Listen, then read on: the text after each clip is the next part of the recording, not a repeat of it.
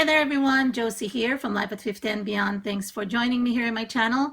Today I have another Dollar Tree DIY for you, and this is in Farmhouse theme.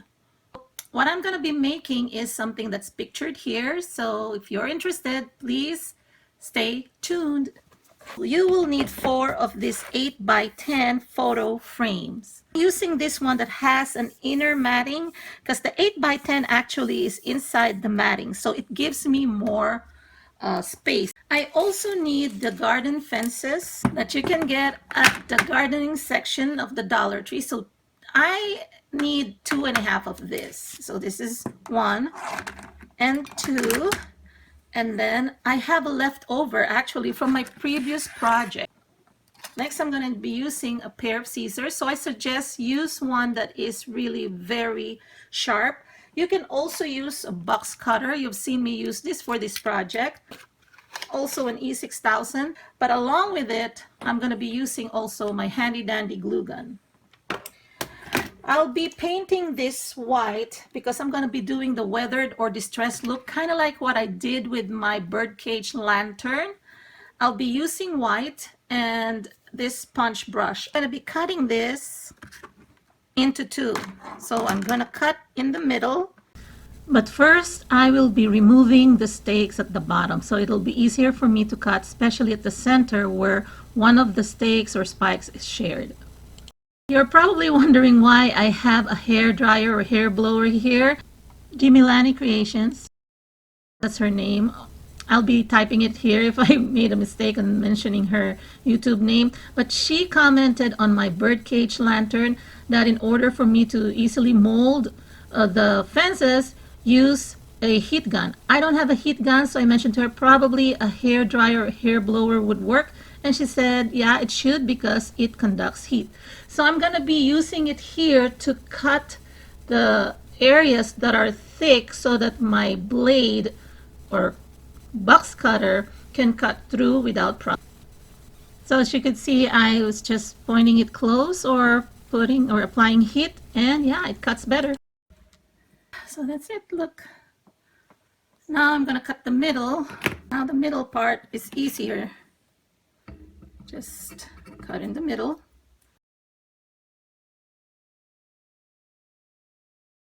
Oh, voila. So that's how I split this up. Next, I am going to be removing the backing or everything that's inside of each frame. I will not be removing all those metals that are holding the glass. I will just be folding them flat. I'll be using my hot glue to hold the glass in place.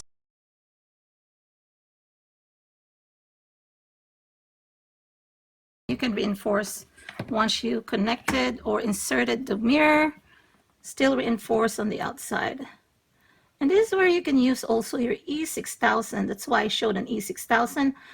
But in the interest of time for me, I will do the E6000 later on the perimeter.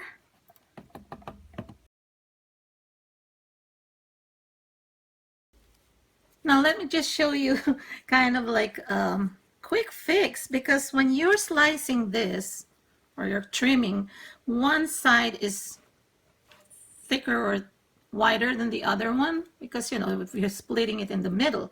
But I found a way to work it where I can patch it and then make it a little bit more even. Okay, use this one here, this foam backing that is inside the frame matting, and it's perfect. Actually, this length is the perfect length.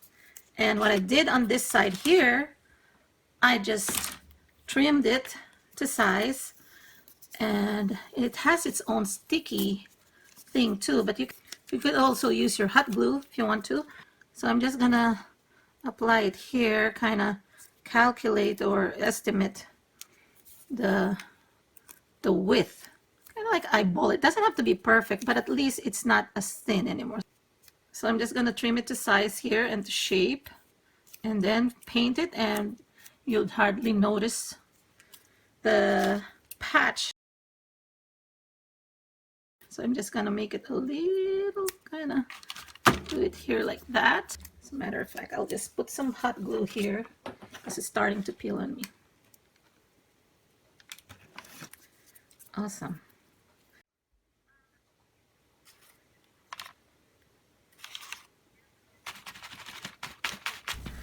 Next, I am applying a weathered look. I'm just dabbing some craft paint. You can use any type of paint if you want to do spray painting. I'm just using the simple sponge. But like I said, you can do whatever you want. You can also use brush with bristles.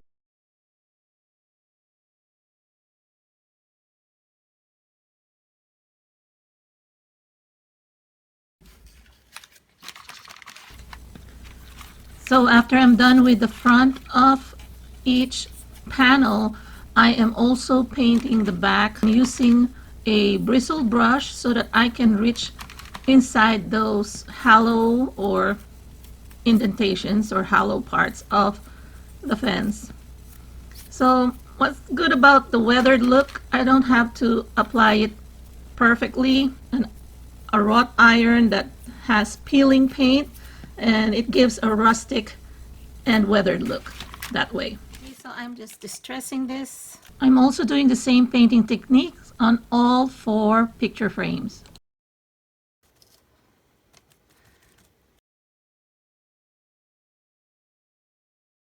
Okay, so let's just start putting them together. So I'm gonna start off putting this on each frame. Okay, so the horizontal, when I say horizontal, is the one that's wider. So I am going to be putting hot glue on the portions that will touch the wooden frame. Then I am going to be putting the fence on top of the frame. So I am just adjusting it so that it's straight. And once I'm satisfied with the way it looks, I'm just going to press it so that it's going to be connected, and voila. Next, I am going to be putting the single panels that will be on the one that I'm going to be placing on the front and back of this terrarium. Since I'm going to be using only the single panel, I'll be applying glue in different parts that will touch the glass. And then I will be placing it on top of the glass. I am just eyeballing it, making sure that it's centered. I love this. Create several panels of this and hang it on your wall, and it will already be a good decorative item for your home. But since I want to make a terrarium, I'm going to be connecting this all together. So let me show you how I am going to be piecing them together. This one would be like this, not like this, because then it will be blocking the roof. So I'm just going to be putting it like this. I'm going to apply the glue all the way here.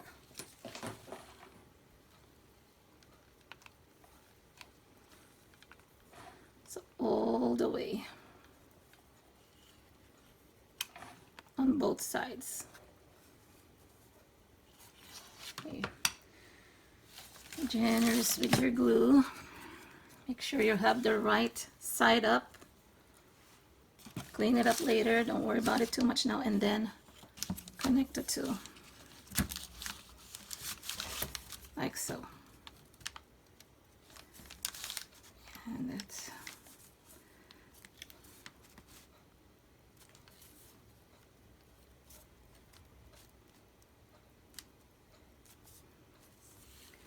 instant gratification, right? Because it's hot glue. So I'm gonna be putting this one here on this side here. Don't worry about chipping the paint, so we touch it later. But yeah, all the way down here. Okay. Okay, so I'll be applying glue here and glue here. Just giving you another angle so that you could see it better. So glue here and glue here. And then this one would be put in on top like that to just close it. See that? Okay.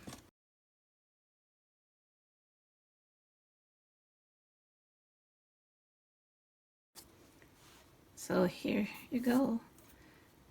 Make sure that it's straight before it dries. So I'm gonna be moving this portion here so that it too will be straight or flushed. Okay. See here? Let me just show you. There you go. Now let it dry. Again, from the inside, that's when I will apply my E6000 later. But here's one of my roof. So I can now put it here. And then the inside of my terrarium. I am going to be gluing it here, the rooftop. Like this, like so. And then meeting here. So what I'm probably gonna do is use my handy dandy zip tie here. I'm gonna be putting the zip tie. I already put one on this side. I'm gonna lower it a little bit here in the middle so that you could see what I'm trying to do. Trying to align them as best as I could. And then I'm just gonna be inserting my,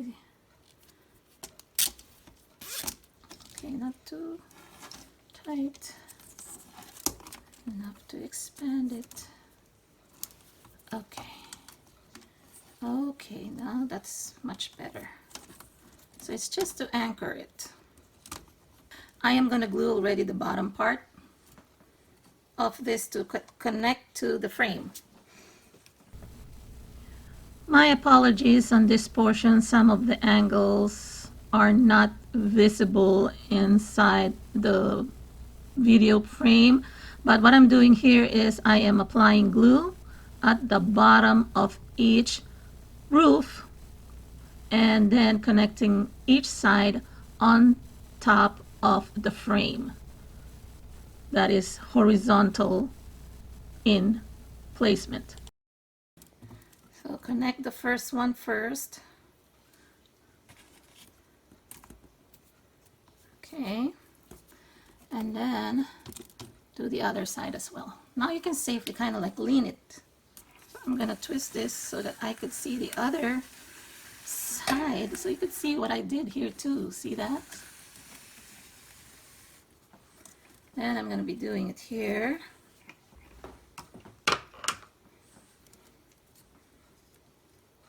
Sorry folks, my camera is not high enough for this piece because this is really a tall terrarium, so I am not able to capture the entire piece because it's huge and my stand is not that tall or high.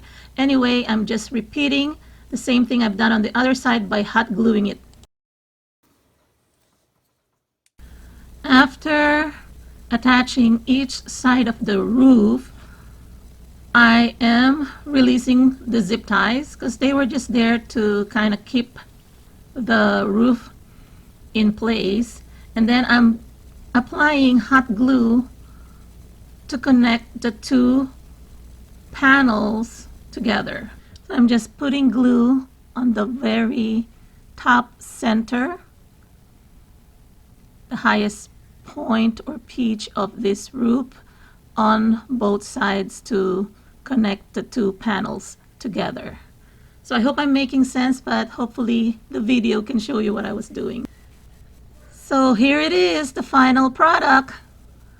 I must say I'm really loving this project. It may be a little bit time consuming to make because of the painting and the drying, but it's all worth it. To give you a little bit of an overview, I used one fence cut in half or cut into two for the roof, then one fence also for the ones on the side that I placed horizontally, cut in half as well, and then half a fence for the front and back, which I cut into individual or single panel.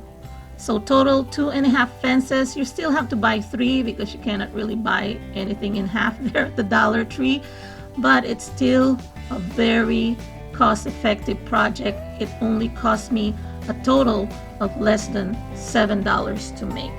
So I hope you enjoy this video. Please subscribe if you haven't subscribed yet. Please click like, share, and comment down below. I will be doing probably an update on this one because I want to decorate the front and the back. I hope you'll join me also in my future videos as I update and decorate this for the season. Hope to talk to you again on my next video. Take care, everybody. Bye-bye.